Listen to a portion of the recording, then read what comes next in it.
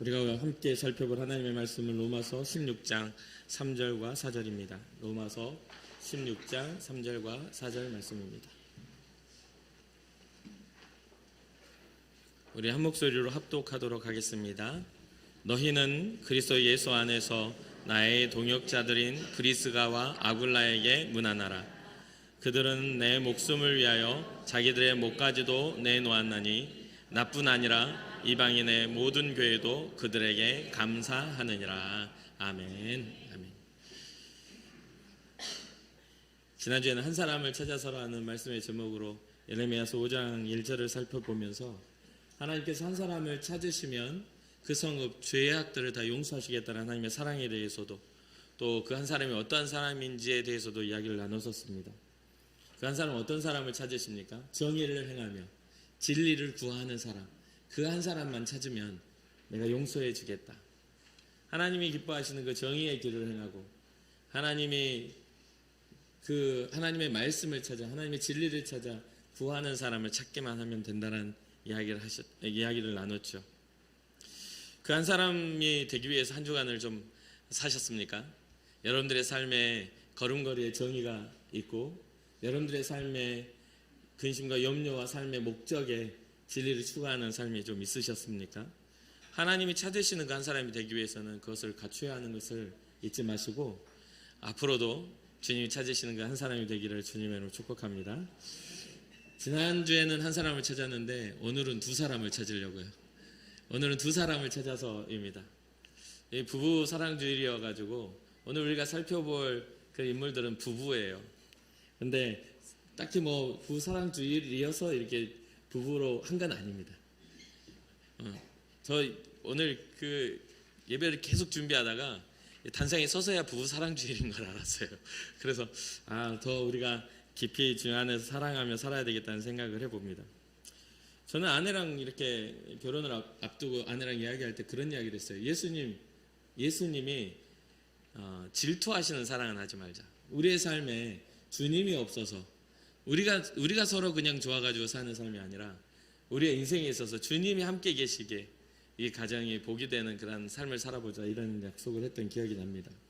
지금까지 잘 그렇게 살아가고 있는 것 같고 또 서로 기도로 연합하고 또 믿음 안에서 가정을 이루려고 애를 쓰는 것 같습니다.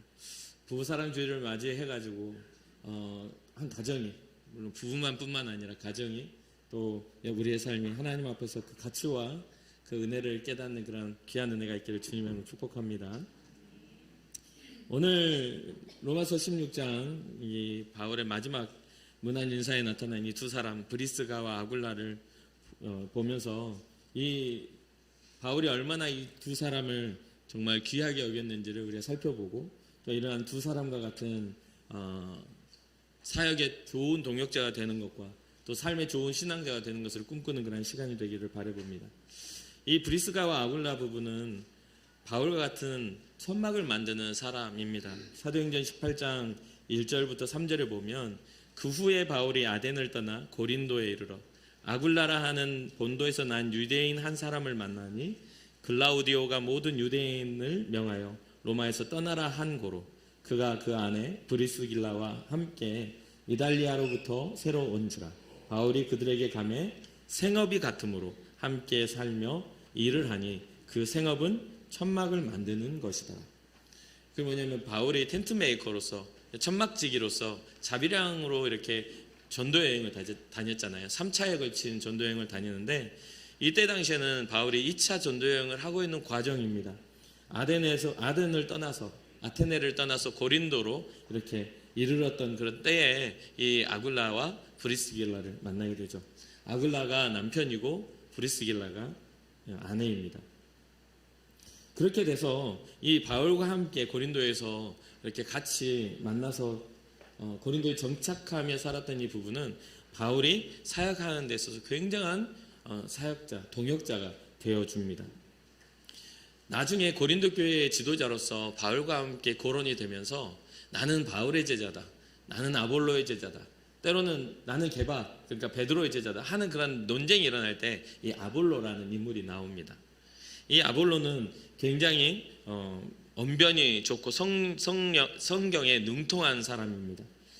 사도행전 18장 24절부터 26절에 이 아볼로에 대해서 기록을 하죠.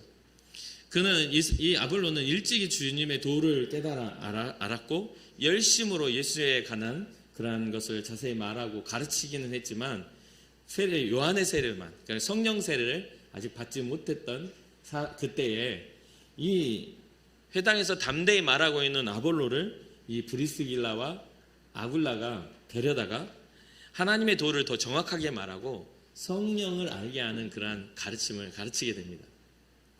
브리스길라와 아굴라는 어떤 사도의 직분이나 뭔가 그런 어떤 직분으로 나타나진 않아요.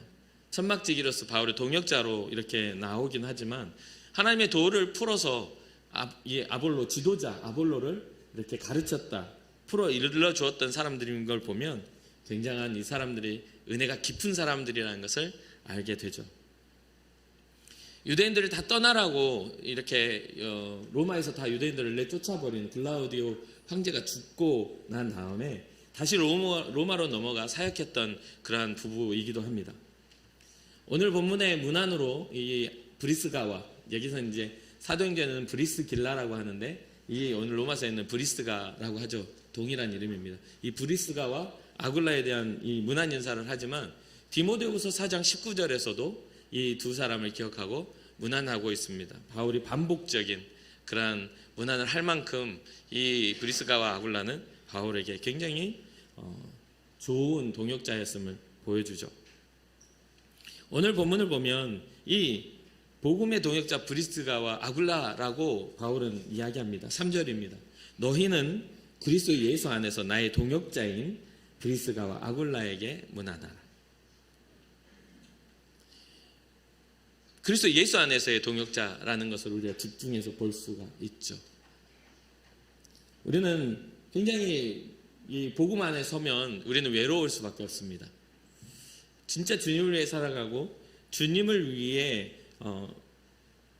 그 삶의 목적이 있는 사람은 외로울 수밖에 없어요. 왜냐하면 특히나 이 바울은 이때 당시에 바울이 유대인이잖아요. 근데 이 바울이 받아들인 예수 그리스도를 받아들이면 모든 유대인의 회에서 쫓겨나게 되고 출교를 당하게 되고 또 바울은 혼자 살았기 때문에 외롭게 그 고난의 길을 걸어가야 했던 사람이기도 합니다. 전도여행 가운데 물론 동역자들이 함께 있지만 어떤 곳에 정착하여서 그곳에서 복음을 전할 때 그곳이 애초부터 있었던 교회에 간 것이 아니라 아무도 믿지 않은 곳에 가서 교회를 개척하고 그곳에서 복음을 전해서 제자를 세우고 여러 가지 사역을 했어야 했기 때문에 그 삶의 외로움은 말할 수 없었겠죠. 여러 가지의 외로움이 있겠지만 복음 앞에 섰을 때의 외로움은 사람들이 인정하거나 인정받을 이렇게 위로받을 수 있는 외로움이 아니다 보니까 복음으로 외로워진 것은 복음으로밖에는 충족이 안 되는 것을 보게 돼요. 그래서 이 길을 꼿꼿하게 걸어야 될 이 바울에게 이 브리스가와 아굴라는 정말 그 외로움의 그 길에서 정말 시원한 생수와 같은 그런 동역자였음을 알게 됩니다.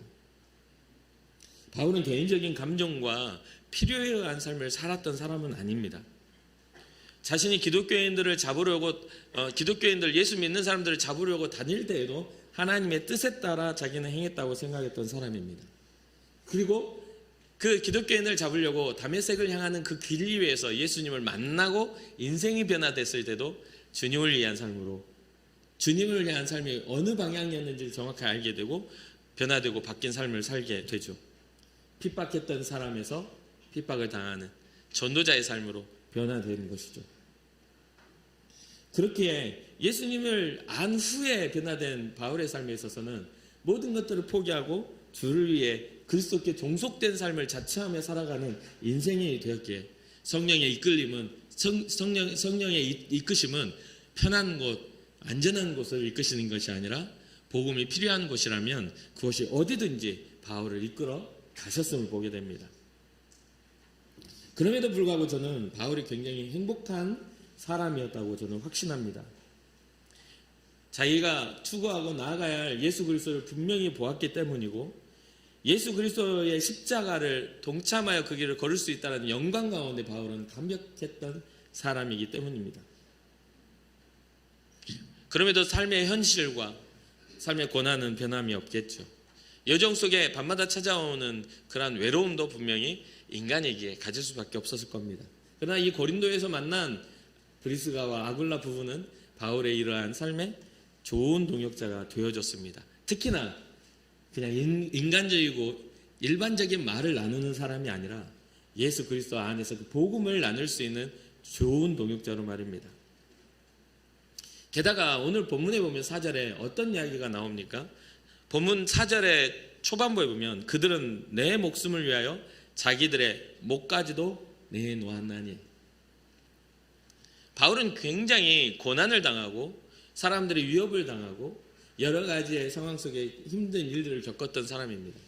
특별히 동족의 어떤 핍박도 많이 당했던, 위협도 많이 당했던 사람이죠. 많은 매를 맞고 많은 어떤 비천에 처하고 또 여러 가지 상황 속에서 삶의 위협을 경험했던 사람이기도 해요. 아마도 자세하게 기록하고 있지는 않지만 이 브리스가와 아굴라와의 관계 안에서도 그러한 바울의 고난이 있었던 것으로 보여집니다. 바울의 목숨이 위태로운 상황이 온 것이죠. 그때의 이 브리스가와 아굴라가 보여준 모습은 무엇입니까? 자기들의 목까지도 내어주는, 정말 목숨을 아까워하지 않고 바울을 도왔던 그러한 좋은 동역자. 어떻습니까? 사랑하는 성도 여러분, 여러분들의 인생에 있어서 여러분들의 고난을, 여러분들의 당하는 일들을 자기 일처럼 누군가가 도와준다면 고맙지 않겠습니까? 이 구절을 해석하는 데 있어서는 견해가 두 가지로 좀 나뉘어집니다. 하나는 생명의 위협까지 무릅쓸 정도로 매우 헌신적이었음을 나타내는 상징적인 표현. 바울을 위하여 내가 생명의 위협을 당하더라도 내가 도와줄게라는 어떤 상징적인 표현일 것이다. 또 하나는 바울을 변호하는 과정에서, 바울이 전하는 복음과 그런 어떤 변호하는 과정에서 실제 처형당할, 살해당할 위험에 처한 상황을 함께 도우며 사실적으로 도왔던 그런 함께 길을 걸어갔던 그런 사람 두 가지로 할 수 있겠죠. 하나는 상징적인 것, 또 하나는 사실적인 것, 이 두 가지로 이렇게 해석을 합니다.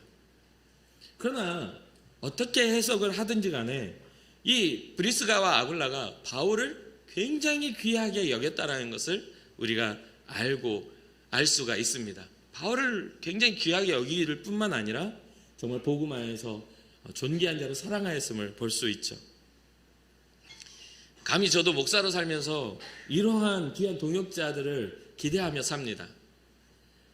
제가 인생 예전 가운데 정말 한 번도 빼놓지 않고 기도하는 것 중 하나가 뭐냐면, 주여 저에게 복음 안에서 함께 걸어갈 믿음의 동역자를 허락하여 주시옵소서.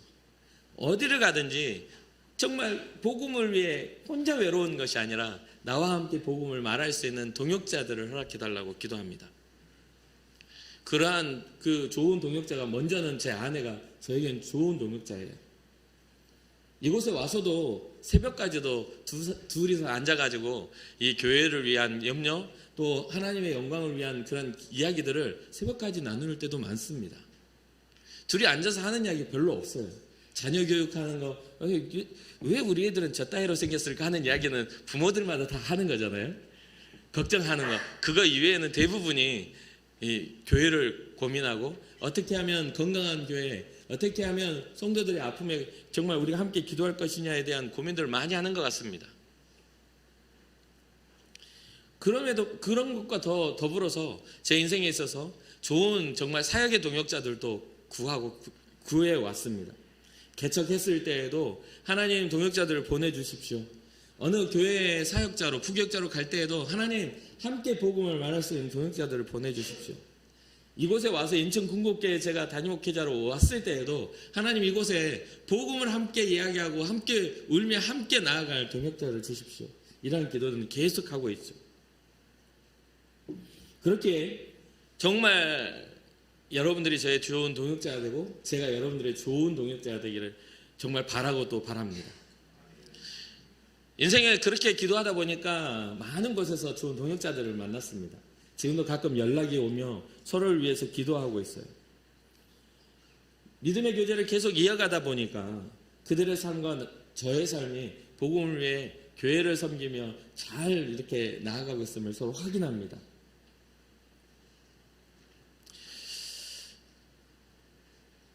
지금은 이제 우리 안에 새롭게 또 관계 안에서 우리가 복음의 동역이 이루어져야 됩니다. 인천 궁극교회가 앞으로 더 이 지역과 인천 지역과 이 나라에 정말 앞에 서 나아가는 선두주자로서 복음을 가지고 나아가려면 우리는 서로 좋은 동역자가 되어서 기도하고 하나님의 뜻이 무엇인지를 함께 정말 고민할 줄 아는 그런 관계가 되어야 될 줄 압니다.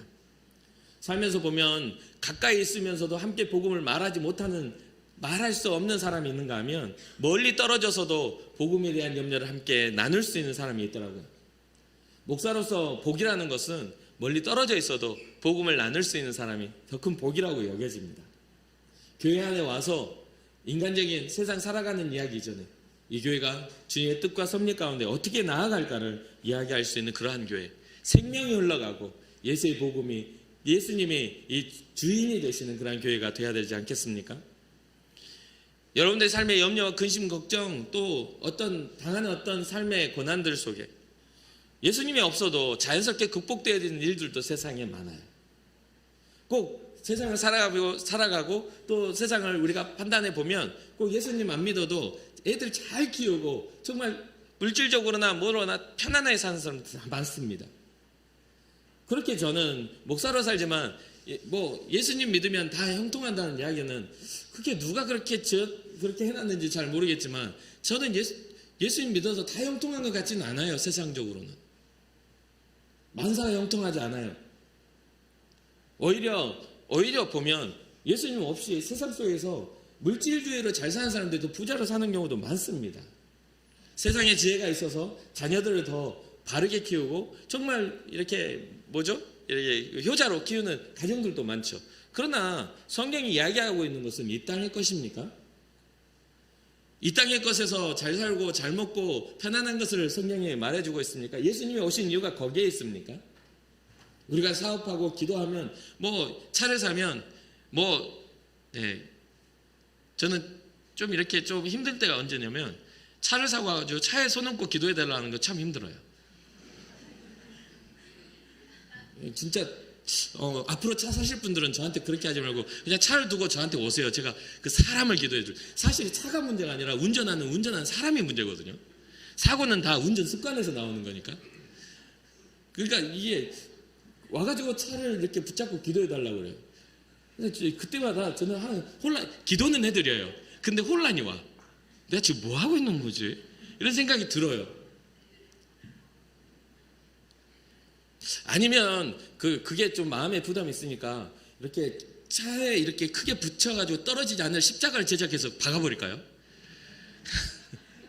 부적처럼요. 그렇지 않아요. 우리의 삶을 안전하게 하는 것은 바로 우리의 믿음입니다. 우리를 구원하는 것은 어떤 상황이 아니라 우리가 주님을 향한 신앙이 우리를 구원하는 거예요. 주를 향한 신뢰가요. 그런 것들을 잊지 마시고 약간 이렇게 샤머니즘적으로 약간 부적 붙이듯이 와가지고 목사님 와가지고 그 자리에 앉아야 됩니다. 핸들을 붙잡아야 됩니다. 제발 부탁인데 그러지 마세요. 저 정체성이 혼란이 오거든요. 그러면서 대부분 어떤 사람들은 그래요. 다른 물건이나 이런 거 자주 그런 걸 경험하는데 저는 안 그랬으면 좋겠다는 생각을 많이 합니다. 좋은 동역자라는 것은 우리가 믿음의 방향이 바르게 세워져 있는 것이죠. 물론 거룩한 사람이 거룩한 땅을 만드는 건 사실입니다. 기도하는 사람이 그곳에 머무를 때에 악한 양에 떠나가고 정말 주님의 영광이 그곳에 임재하는 건 당연한 거예요. 하나님의 사람들을 보내주셔서 그 모든 것들을 이렇게 하는 것처럼 믿음의 사람이 홍해 앞에 섰을 때 하나님의 지팡이를 든 자가 섰을 때 홍해가 갈라지는 것처럼 하나님의 지팡이를 든 사람이 반석을 쳐서 물을 내게 하고 사막에도 강물이 나게 하는 것처럼 우리가 믿음의 사람이 돼서 주의 지팡이를 드는 사람이 되면 너무 좋죠. 그게 우리의 신앙입니다. 그거 이외에 다른 어떤 것들에 대해서 자꾸만 결부시켜서 하지 말자는 거죠. 어쨌든 여러분과 저의 그러한 동역이 주님의 교회를 더욱 아름답게 세워가는 은혜가 있기를 주님의 이름으로 축복합니다. 믿음의 교제를 이어가다 보면 서로 생명도 아낌없이 서로 이렇게 나눠줄 만큼 깊은 관계가 되지 않겠습니까? 여러분들의 사역과 여러분들의 동역, 정말 좋은 믿음의 사람으로서의 동역이 꼭 저를 위해 목사인 저를 위해서 안 세워져도 됩니다. 여러분들의 삶에 여러분들의 가족과 여러분들의 친척과 여러분들의 친지들과 또 친구들과 여러 사람들을 위하여 여러분들의 믿음이 사용되어지고 그들에게 평생의 기억에 남는 그들을 구원한 믿음의 사람이 되어지시기를 주님의 이름으로 축복합니다. 박대성 목사를 위한 그런 동역자가 아니어도 돼요. 여러분들은 이 교회에 그냥 이 교회에 구성하는 믿음의 사람만 되어줘도 저는 좋은 동역자를 얻은 거예요. 이 교회를 믿음으로 세우는 기도의 사람만 되어줘도 저랑 친밀하지 않아도 돼요. 바울의 수많은 사역 속에서도 바울이 친밀하게 여기는 사람들이 많이 없어요. 교회를 세우고 많은 지도자를 세웠었겠지만 바울이 지금 문안하는 사람들은 몇몇 없잖아요. 그 긴 인생 속에서, 그 긴 사역 속에서. 그러니까 믿음의 사람 되십시오. 서로가 특별해지지 않는다고 주님이 기억하시지 않는 건 아닙니다. 주님이 기억하실 수 있는 그런 사람이 되기를 주님의 이름으로 축복합니다. 말씀드렸다시피 지금도 종종 연락을 하고 서로의 안부를 묻는데 그 안부가 오래전에 이렇게 어쩌다 한 번씩 하는데도 복음으로 안부를 묻고 주님의 영광 위해서 안부를 묻고 우리는 정말 주의 영광에 이렇게 살자고 그렇게 안부를 묻는 사람들이 있어요. 너무나 저에게는 행복하고 소중한 사람들입니다. 말씀드렸다시피 꼭 제가 아니어도 돼요. 저면 더 좋겠죠. 그러나 그것이 한정 지어지지 말라는 거예요. 우리가 신앙자가 되고 믿음의 사람이 되면 우리는 영향력 있게 누군가를 세우고 누군가를 사랑할 수 있는 존재가 될 것입니다. 4절 후반절 보면 나오죠. 나뿐만 아니라 이방인의 모든 교회도 그들에게 감사하느니라. 한정 지어진 그러한 관계가 아니에요. 누군가를 진정으로 위하고 복음으로 사랑할 수 있는 사람은 또 다른 사람도 사랑할 수 있지 않겠습니까? 그 가치를 가지고 있지 못하다면 단순하게 우리들만의 그러한 모습 속에서만 사랑한다면 그건 복음이라고 할 수가 없어요. 복음은 온 세상에 퍼져나가는 생명임을 잊지 마시기를 주님으로 축복합니다. 브리스가와 아굴라를 표현하는 이들의 헌신적인 모습, 이 한마디에 다 들어있지 않습니까? 바울뿐만이 아니라 이방인의 모든 교회도 그들에게 감사하느니라. 이들의 삶이 얼마나 헌신적이었는지, 이들의 삶이 초대교회 가운데, 이곳 가운데 얼마나 사람들을 믿음으로 섬겼는지를 보여주는 그러한 모습입니다. 그리고 또 브리스가와 아굴라의 사역이 얼마나 영향력이 있었는지를 보여주는 대목이기도 하죠. 바울이 이방인의 복음 전도자로 세워지고 살아갈 때에 바울을 이해하지 못했다면, 이 두 사람이 바울을 이해하지 못했다면 바울이 이런 증언을 했겠습니까? 그러니까 나뿐 아니라 이방인의 모든 교회도 라고 하는, 바울은 유대인을 위한 복음을 전한 자가 아니라 소외받고 이방인으로 분류되어 있던 사람들을 위하여, 이방인마저도 예수 그리스도는 구원하신다라는 복음을 전하기에 살았던 사람입니다. 그 바울의 신앙적인 그런 모습들을 유대인 부부로서 이해하고 동역자가 되어주었다는 것, 유대인들의 위협을 받고 유대인들의 정말 배척을 받았던 바울에게 얼마나 시원한 그러한 생명서 같은 그러한 동역이겠습니까? 바울이 얼마나 이들을 자랑스러워했는지 이 단어 하나에는 정말 절절히 느껴집니다. 브리스가와 아굴라의 사역이 세세하게 기록되어 있지 않지만 알렉산드리아의 유명한 학자 아볼로, 하나님의 도를 데려다가 풀어주었던 그 아볼로, 나중에 이 사람은 굉장히 정말 초대교회의 유명한 지도자로 부상하게 되죠. 그가 교회 리더가 될 수 있도록 하나님의 도를 풀어 가르쳐줬던 이 부부들, 이들의 작은 그런 사역일지라도 하나님은 그것을 크게 사용하셔서 그 복음의 물줄기가 흘러갈 수 있는 통로로 삼으셨다는 것. 끝으로 마지막으로 브리스가와 아굴라가 거하는 집 자체가 교회였음을 이야기해 줍니다. 오늘 본문에서는 읽지는 않았지만 5절 초반절에 보면 이렇게 기록합니다. 또 저의 집에 있는 교회에도 문안하라.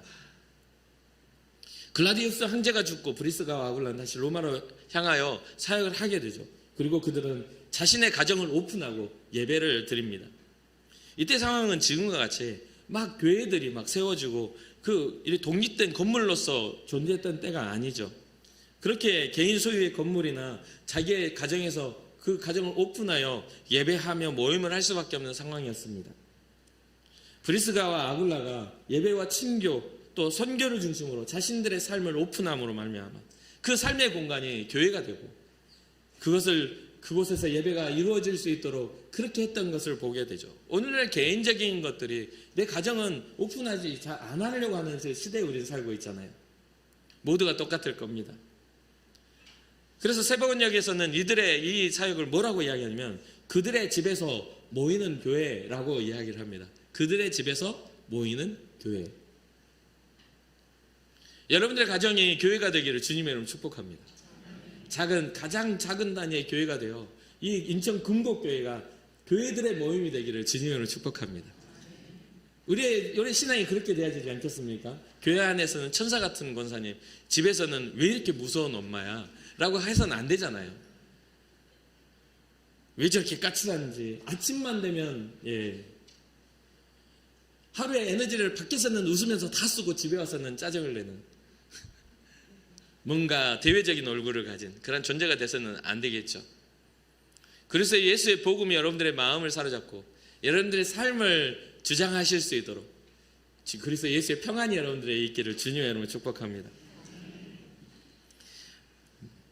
여긴 기록하지는 않았지만 8년 전에 이제 9년 전 정도에 이야기하려고 안 했는데 갑자기 이게 하게 되네요. 제 아내가 이제 유튜브 사역을 대형교회에서 시작을 했어요. 성향상 뭔가를 맡겨놓으면 미련하게 그것을 열심히 하는 성향이에요. 그래서 뭔가 그것을 그만하라고 하지 않으면 자기 에너지를 다 써버리고 탈진할 정도로 그렇게 해요. 아이를 낳아놓고 아이가 기어다니면서 어지른 거를 같이 기어다니면서 닦고 있더라고요. 그래서 그것을 하루 종일 보고 밤에 잠잘 때는 낑낑 앓는 거예요.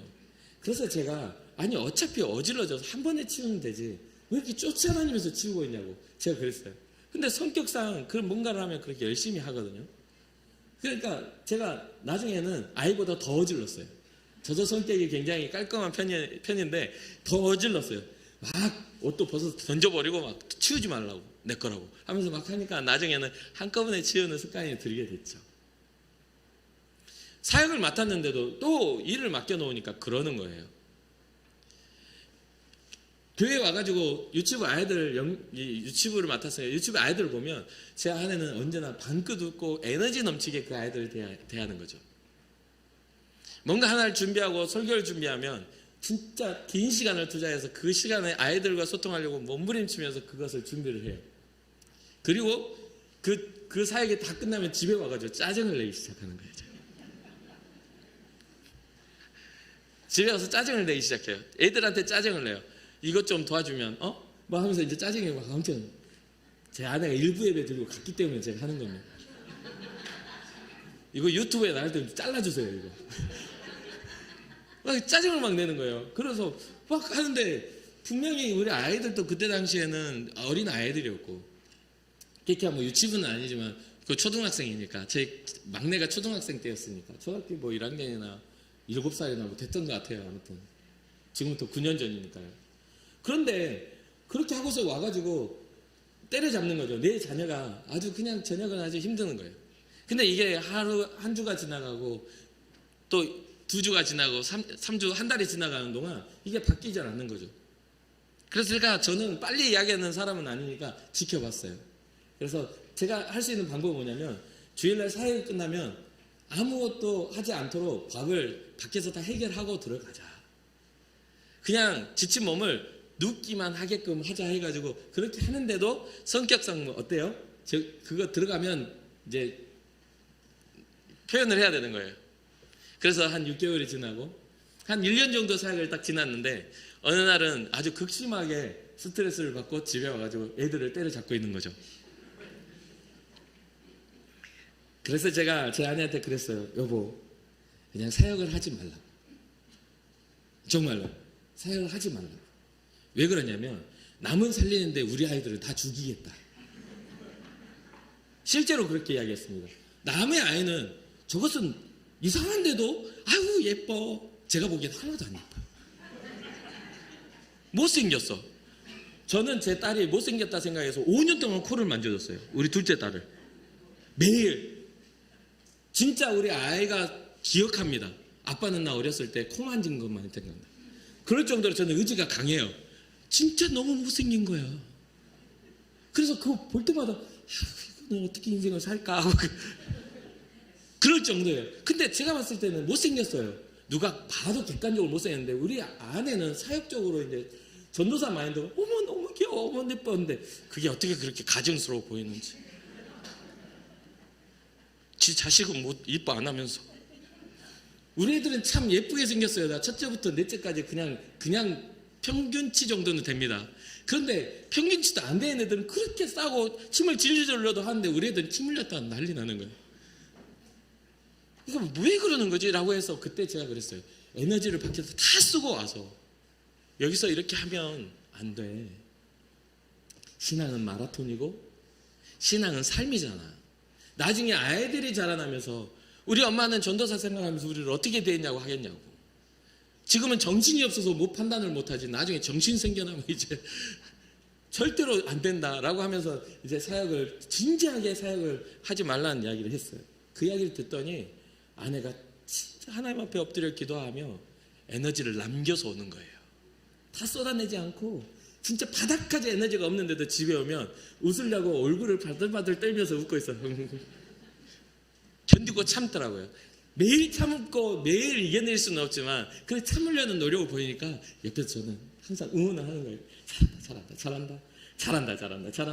그러면 또 막 짜증 내려다도 잘한다 하면은 부들부들 떨면서 웃고 있어요. 그게 8년이 지났더니 어느 순간에는 진심으로 웃는 얼굴을 보이더라고요. 어쩌면 지금 이 교회에 와서 이 아이들을 품고 섬기라고 하나님께서 훈련시킨 게 아닌가 생각도 해봅니다. 사랑하는 성도 여러분, 우리의 삶에 있어서 복음이라는 것은 우리의 집이 교회가 돼야 되는 곳이 돼야 합니다. 내가 거하는 것이 복음에 평안이 있어야 되고 내가 거하는 것이 예수 그리스도의 생명이 흘러가야 돼요. 그래야만 그게 온전한 신앙이에요.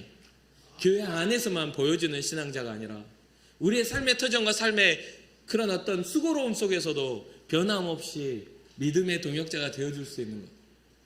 누군가에게, 내 자녀에게 나의 부모님은 믿음의 사람이야. 내 남편에게 내 아내는 믿음의 사람이야. 내 아내에게 내 남편은 믿음의 사람이야. 그런 평가를 받을 수 있는 삶. 그러한 삶이 바로 브리스가와 아굴라가 보여주는 삶이 아닌가라는 생각을 해봅니다. 하나님이 이 시대 가운데 또 복음을 누군가에게 세워가며 복음을 전해야 할 그러한 두 사람을 찾는다면 정말 여러분들의 삶이 그 두 사람 중 한 사람이 되기를 주님의 이름으로 축복합니다. 어쩌다가 두 사람 이야기하다 또 한 사람으로 나가네요. 결국은 믿음은 뭐죠? 나 자신의 개인의 신앙의 고백이니까. 같은 이불을 덮는다 해도 동일한 믿음을 고백할 수는 없어요. 그러니까 여러분들이 뜨거운 성령의 사람이 되어 영향력 있게 여러분들 서로에게 좋은 동역자가 되기를 주님의 이름으로 축복합니다.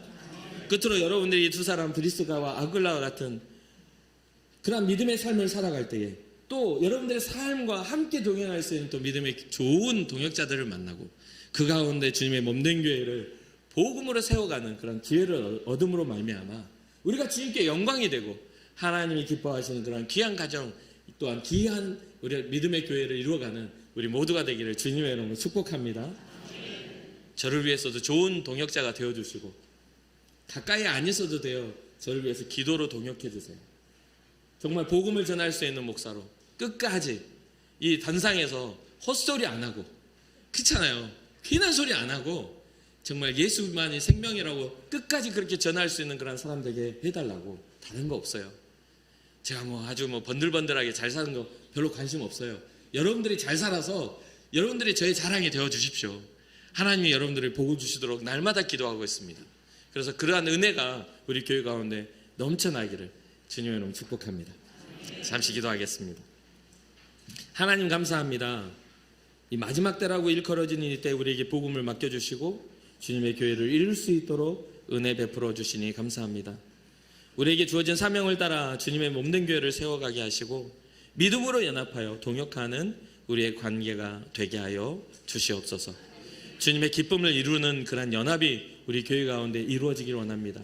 서로의 삶을 생각하며 기억할 수 있는, 무난하며 염려하며 기도할 수 있는 그런 관계가 더 많아지길 원합니다. 우리 교회 가운데 브리스가와 아굴라와 같은 믿음의 사람들 많아지게 하여 주시고, 하나님이 찾으시는 귀한 교회, 하나님이 찾으시는 믿음의 사람이 있는 교회가 우리 인천 금곡교회가 되게 하여 주시옵소서.